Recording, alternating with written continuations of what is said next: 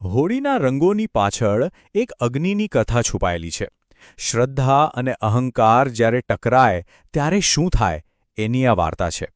ચાલો આજે આપણે હોલિકા દહનની એ જ રોચક કથાને નજીકથી જાણીએ. આખી વાતનો સાર બસ આ એક સવાલમાં છે. શું એક નાનકડી સાવ સાધારણ લાગતી ભક્તિ એક આખા સામ્રાજ્યના ઘમંડને તોડી શકે? આ માત્ર એક કથા નથી, આ તો શક્તિ અને સાચી શ્રદ્ધા વચ્ચેની લડાઈની ગાથા છે.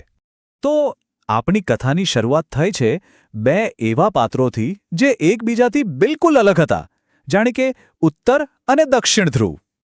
એ સમય હતો રાજા હિરણ્યકશ્યપનો. વિચારો, એક એવો રાજા જે એટલો બધો શક્તિશાળી અને અભિમાની હતો કે એ પોતાને જ ભગવાન સમજવા લાગ્યો હતો. એની બસ એક જ જીદ હતી કે આખી દુનિયા ફક્ત અને ફક્ત એની જ પૂજા કરે. એનું શાસન ચાલતું હતું ડર અને દમન પર. અને બસ અહીંથી જ શરૂ થયો અસલી સંઘર્ષ.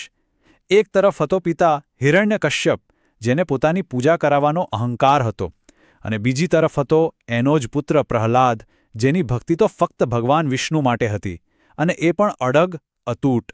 હવે પોતાના જ દીકરાની આ ભક્તિ એ રાજાથી સહેજ પણ સહન ન થઈ. એનો અહંકાર એટલો બધો ઘવાયો કે એણે નક્કી કરી લીધું કે જો પ્રહલાદ નહીં માને તો પછી એને જીવવાનો કોઈ જ અધિકાર નથી. તો હવે વાર્તા એક નવા મોડ પર આવે છે. રાજાની જે દુષ્ટ યોજના હતી એ હવે હકીકત બનવા જઈ રહી હતી. આ હતી અગ્નિની કસોટી. આ ભયંકર ષડયંત્રને પૂરું કરવા માટે રાજાએ મદદ લીધી પોતાની બહેન હોલિકાની. અને કેમ? કારણ કે હોલિકા પાસે એક એવી શક્તિ હતી જે આ કામ માટે બિલકુલ બંધ બેસતી હતી. વાત એમ હતી કે હોલિકાને એક વરદાન મળેલું હતું, એક એવી ખાસ દૈવી શાલ જેને ઓઢીને જો આગમાં બેસીએ ને તો આગ એને બાળી ન શકે. અને બસ આ જ વરદાન પ્રહલાદ વિરુદ્ધના ષડયંત્રનું મુખ્ય હથિયાર બનવાનું હતું. આ યોજના કેટલી ક્રૂર હતી એનો અંદાજ લગાવો. પ્લાન એવો હતો કે હોલિકા એ રક્ષક શાલ ઓઢી લેશે, પ્રહલાદને પોતાના ખોળામાં લઈને એક મોટી ચિતા પર બેસી જશે, અને પછી આગ લગાવવામાં આવશે. પ્રહલાદ બળીને રાખ થઈ જશે, અને હોલિકાને વરદાનના કારણે કંઈ જ નહીં થાય. એકદમ પાક્કો પ્લાન હતો. પણ કહેવાય છે ને કે જ્યાં શ્રદ્ધા હોય ત્યાં ચમત્કાર પણ થાય છે. હવે આ કથા એના સૌથી મહત્વના પડાવ પર પહોંચે છે, જ્યાં આગની જ્વાળાઓની વચ્ચે કંઈક દૈવી બનવાનું હતું. પણ ભગવાનની કૃપાથી આ એક જ વાક્ય આખી વાર્તાને બદલી નાખે છે. જ્યારે એવું લાગતું હતું કે બધું જ ખતમ થઈ ગયું, ત્યારે જ અસલી ખેલ શરૂ થયો. અને પછી જે થયું એની તો કોઈએ કલ્પના પણ નહોતી કરી. જેવી ચિતા સળગી, અચાનક એક જોરદાર પવન ફૂંકાયો, અને પેલી જાદુઈ શાલ હોલિકાના શરીર પરથી ઉડીને સીધી પ્રહલાદને વીંટળાઈ ગઈ.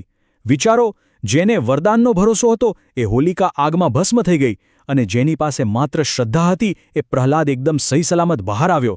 આખરે જીત શ્રદ્ધાની થઈ. તો આ સદીઓ જૂની કથા આજે આપણી સાથે કઈ રીતે જોડાયેલી છે? ચાલો હવે એ સમજીએ કે હોલિકા દહનનો અસલી મતલબ શું છે.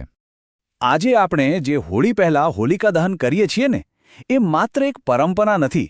એ દર વર્ષે પ્રહલાદની એ અતૂટ શ્રદ્ધાને યાદ કરવાનો અને બુરાઈ પર અચ્છાઈની જીતને ઉજવવાનો એક અવસર છે.